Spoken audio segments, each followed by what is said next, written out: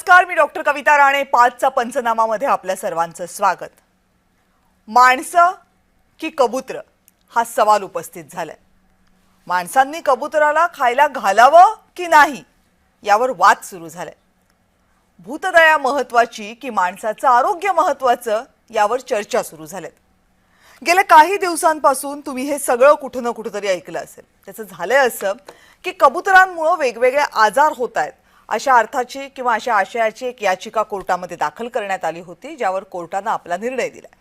या निर्णयाची अंमलबजावणी मुंबई महानगरपालिका करते. आता कोर्ट आणि मुंबई महानगरपालिका या दोन संस्था आपापलं काम करतायत, पण मुद्दा हा आहे की सार्वजनिक आरोग्याला जर एखाद्या गोष्टीमुळे बाधा पोहोचत असेल तर मग ती गोष्ट तशीच सुरू ठेवायची की बंद करायची, हा कळीचा मुद्दा आहे. या मुद्द्याच्या केंद्रस्थानी कबूतरखाने आले. कबूतरखाने ही जागा मुंबईमध्ये अशी जागा आहे की जिथे कबुतरांना खायला दिलं जातं. वेगवेगळे लोक, मग त्यामध्ये पक्षीप्रेमी असतील जे पक्ष्यांवरचं प्रेम म्हणून हे कृत्य करतात, काही जण भूतदया म्हणून करतात, काही जणांना त्यामध्ये श्रद्धा दिसते, काही जणांना त्यामध्ये धार्मिक श्रद्धा सुद्धा दिसते. आणि मग हे लोक हे करत होते एवढे दिवस, पण आता हे समजू लागले की या कबुतरांमुळे आजूबाजूला राहणाऱ्या परिसरातल्या अनेक नागरिकांना त्रास तर होतोच, शिवाय त्यांना वेगवेगळ्या आजारांची बाधाही होते.